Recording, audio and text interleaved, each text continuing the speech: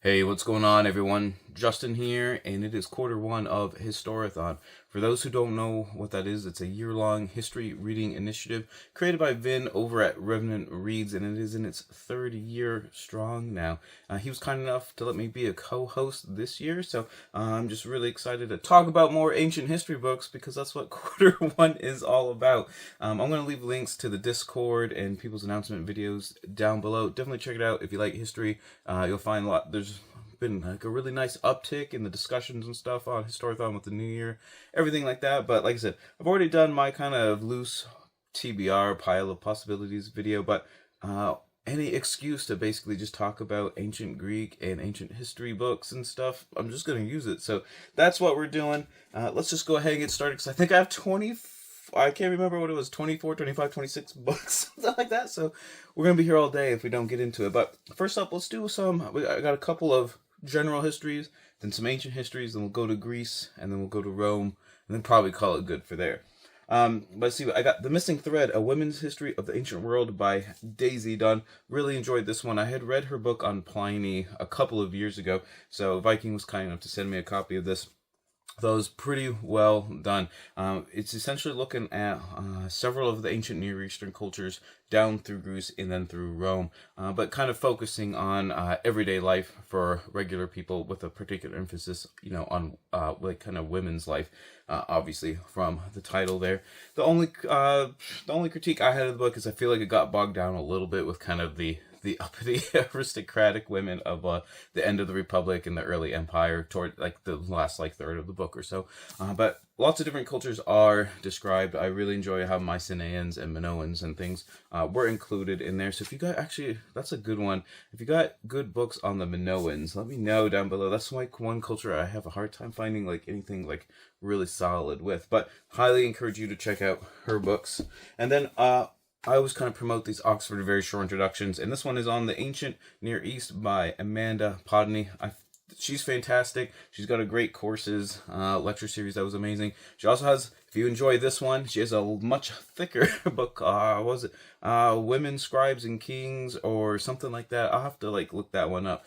Read that one as well, and that one's obviously just the super fleshed out version of this one, but just you can't go wrong with it. If you don't know much about anything about the ancient Bronze Age, anything like that, definitely pick this one up and you'll get a nice little jump start there.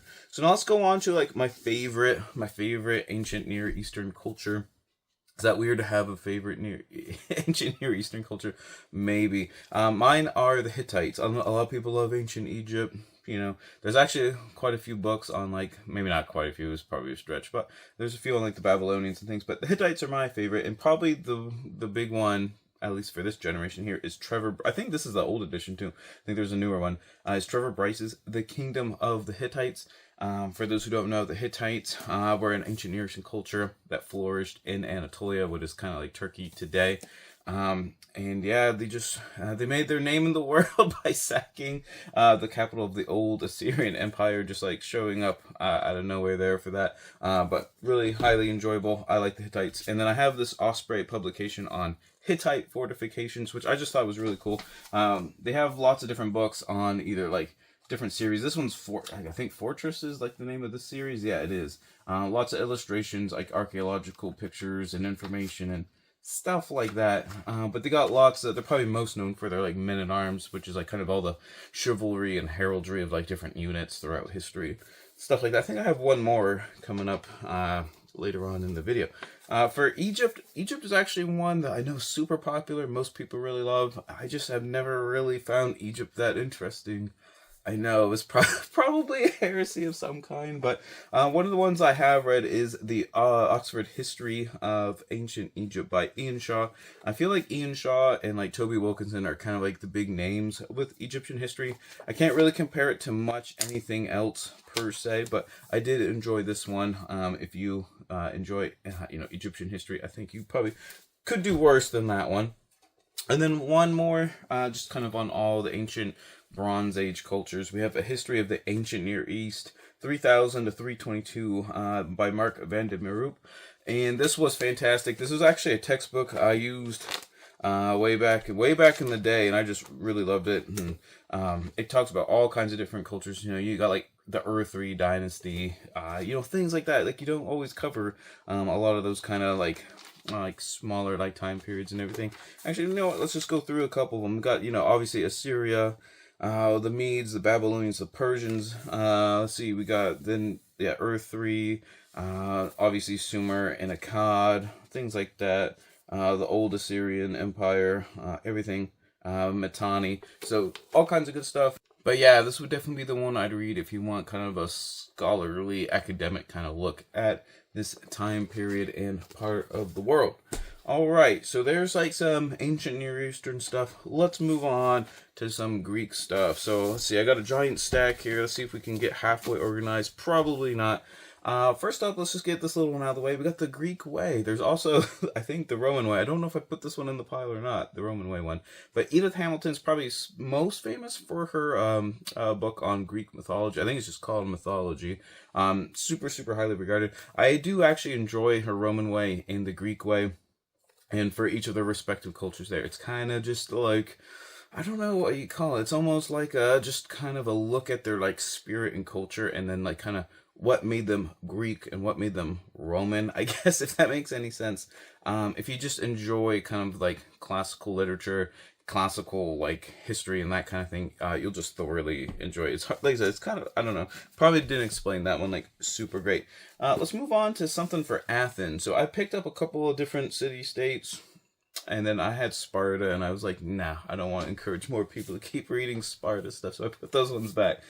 This one is a look at ancient Athens. We got Lords of the Sea, the epic story of the Athenian navy and the birth of democracy by John Hale. And this is all about kind of, the rise of kind of the thalassocracy and the Athenian empire that like Athens was kind of doing. It's kind of weird in the sense where you think about, when the Greeks kind of unite to fight off Persia, and then Athens is like, yeah, let's make the Delian League, and then it just becomes like the Athenian Empire and everything. But more importantly, this book kind of discusses how democracy and having like the popular vote was sort of intertwined with the emergence of like a professional standing navy for the city-state of Athens, largely because to have all these triremes like in operational status, you had to have tons and tons of rowers. And, if you have tons and tons of rowers, they want and demand kind of like some kind of stake, in the outcome of the city-state, stuff like that. So yeah, it kind of goes into those kinds of things, and I think that's kind of an overlooked aspect of Athens a little bit, but highly enjoyable with that one. Next up, we have my favorite city-state here. We got Thebes, the forgotten city of ancient Greece by Paul Cartledge. Pretty much pick up anything by Paul Cartledge at this point. He's just like one of those historians, especially he writes almost exclusively on ancient Greece, and they're all either like, good to great kind of thing, so you can't really go wrong. Thebes is my favorite polis in the ancient Greek world. They get a bad rap because they Medize, which means, when the Persians advance and everything, they kind of just kind of like surrendered and joined Persia. They didn't really have a choice. Everyone kind of like left everyone in the north kind of hang out to dry there. But yeah, Thebes conquering Sparta. Can't you tell? There's a running theme here that I don't like Sparta. But anyways, Epaminondas and Pelopidas conquering Sparta, sorta. Freeing all the Helots and the Messenians, at least, and that kind of thing. Breaking their Spartan mirage, I think, super well deserved. And the Theban hegemony is not known enough. Thebes was the top dog for about like 12 years there. Anyway, moving on. One that's really fun here, we got Barry Cunliffe's The Extraordinary Voyage of Pis the Greek. So this is actually really cool. So what is Marseille, France today? Was known as Massalia back in the ancient world. And Pythias was a Greek from that Polus. And he was like, I'm just going to go explore the north and do some geography and anthropology and everything. And he made it at least around like the British Isles pretty accurately. Maybe went farther north to Thule, maybe like Iceland and stuff. That's a little bit more contested and that kind of thing. But just a straight fun read, and pretty much you kind of recreate the journey here. Unfortunately, Pythias's writings did not come down to us. It's mostly just Strabo, who wrote like a book of geography where he just kind of slighted everyone who ever wrote before him, including Pythias. So we have some fragments. So you kind of reconstruct his journey and what he encountered and what he saw and what he kind of like was doing and doing his calculations and everything. I just thought it was crazy fun. Just kind of like one of those like little lesser known things going on there. So next up, I probably should have started with this one for ancient Greece here, but we got the landmark Herodotus. It's edited by Robert Strassler. Obviously, Herodotus, known as the father of history, also known as the father of lies, but we won't say anything there. These landmark series, I think there's 4 or 5 of them out. See, there's a landmark Julius Caesar. I have the landmark Thucydides over there, which is probably that was the one that started and made the series pretty popular. And then there might be a landmark Xenophon, if I remember correctly. So the books in this series are almost like a biblical commentary, if you know what those are.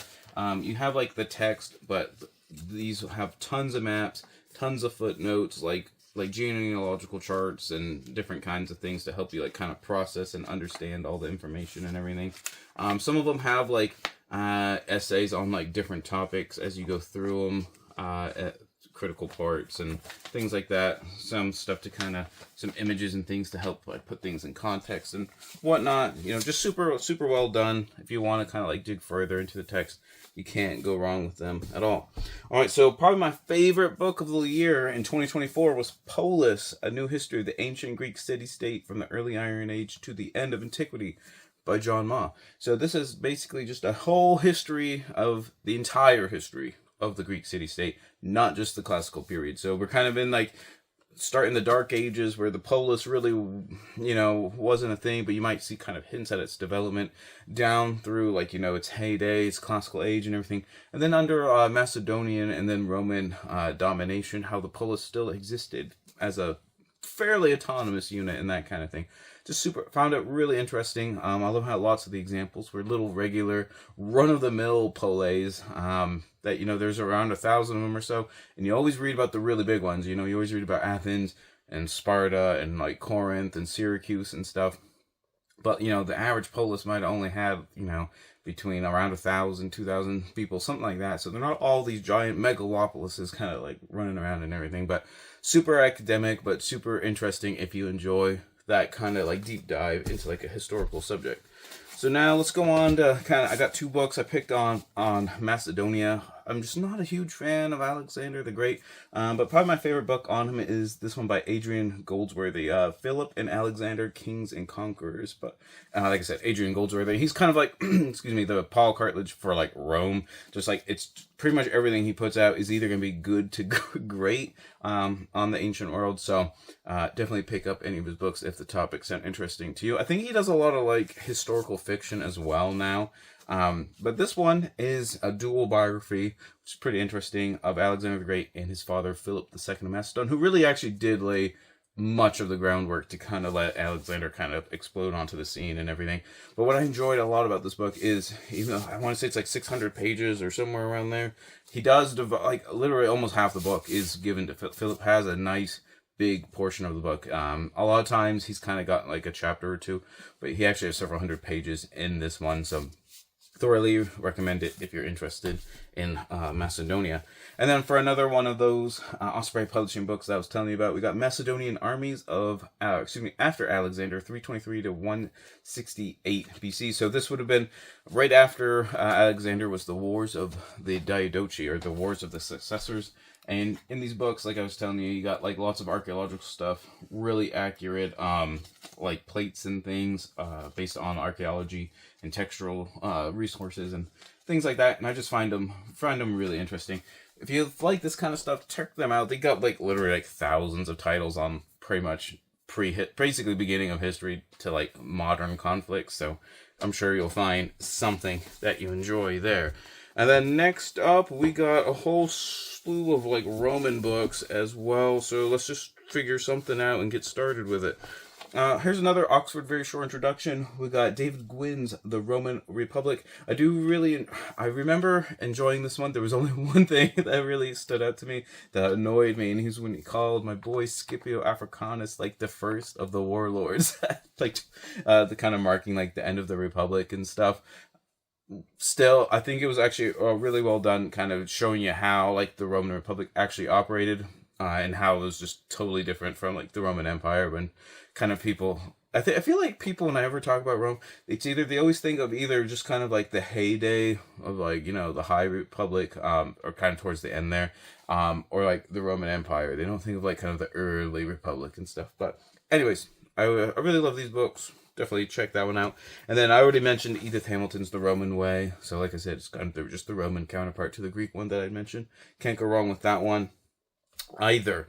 Okay, so one of my favorite periods in history are the Punic Wars. Military history is not usually like my big thing per se, but I do have like a Punic Wars shelf. So I just grabbed a whole bunch of books kind of dealing with that kind of thing. So first up, we have Carthage Must Be Destroyed by Richard Miles. Excuse me, The Rise and Fall of an Ancient Civilization. So this is actually just, it includes obviously stuff on the Punic Wars, but it is kind of a history of the Empire of Carthage itself.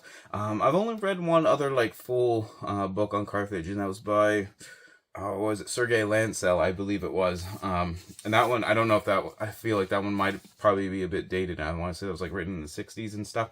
But you'll get a lot of like accurate information on how Carthage like actually, truly operated, and what we can kind of glean from the evidence and that kind of stuff. Just because we don't have too much Carthaginian stuff really that's like come down to us as far as text, and obviously the Romans weren't like super keen on the Carthaginians, so a lot of archaeology and stuff kind of is used to fill in the gaps and that sort of stuff. So highly enjoyed that one. And then let's pick out I got two books on Hannibal. We call them biographies of Hannibal, but I mean, there's not really enough to do like a full-blown biography without basically just being kind of a military history of the Second Punic War. But for what people want to just be super introduced to a new topic, we got Hannibal, Rome's Greatest Enemy by Philip Freeman. Philip Freeman writes in a very like kind of popular, not bad, just a very popular like kind of historical way. So it kind of has like a lot of narrative. The pacing is like quite fast and kind of moves you along and everything. I think he's got a book on Alexander and maybe one on like Caesar, if I remember correctly. And then here's another one. We got Patrick Hunt's Hannibal. First, I love the cover with the just the teal accents there. But anyways, I did enjoy this one. Let's see, I could probably think of another like 3 or 4. Like Hannibal's Oath is great. Any book by like John Lazenby is great. Stuff like that. I don't know. I just find Hannibal and the Second Punic War like just super fascinating. So find something you're interested in, just kind of like latch onto it, I suppose. And then for like probably if I had to pick like just the best book on all 3 of the Punic Wars as kind of like an overview, I have Dexter Hoyos's Mastering the West, Rome and Carthage at War. He probably is like the world's like leading authority on the Punic Wars. I want to say he too edited like was it the Oxford or Cambridge Companion to the Punic Wars as well. But just super detailed, but not going into the weeds like so much, but he leads you in the right direction. If you want to go like looking under every rock and everything, you can kind of point you in the right direction on like who to read up on and things like that, where like the sources are a little conflicting and things of that nature. But highly enjoyed it. I definitely need to pick up more of his stuff on Punic stuff. And then one of my favorite biographies pretty much of all time is Adrian Mayer's The Poison King, the life and legend of Mithridates, Rome's deadliest enemy. So this is all about, this is a full-blown biography of Mithridates, the Great of Pontus. Mithridates is just a super highly complex, crazy character that was real. He's kind of the guy, he's literally eating poison and, poison himself with like snake bites and everything to try to become immune to like assassination attempts from poison.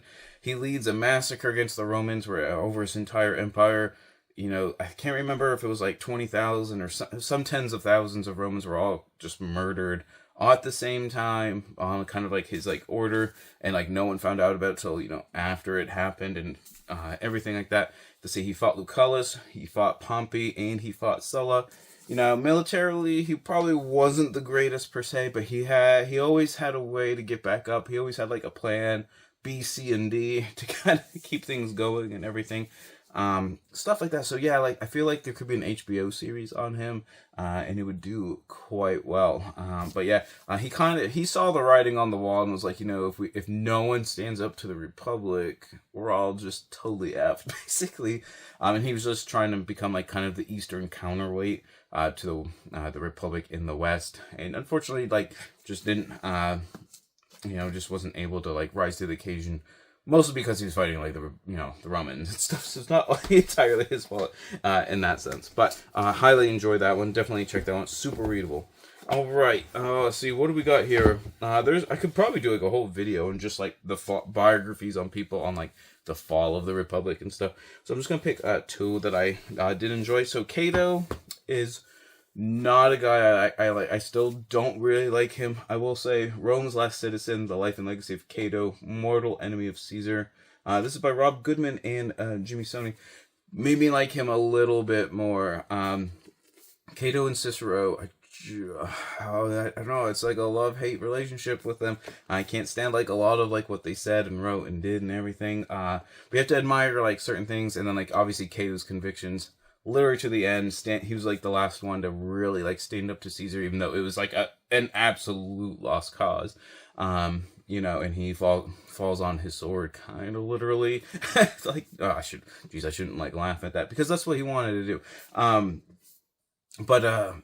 Yeah, like I said, there's tons of biographies on Cicero, on Cato, on Caesar. I don't know if I've seen like that many on Pompey, to be honest. I've even read some on like Crassus and stuff, but I feel like this like last generation or so of the Republic, there's just so many big names, big players, big personalities, all kind of clashing around, and you're kind of going, yeah, no wonder the Republic fell with all that kind of going on.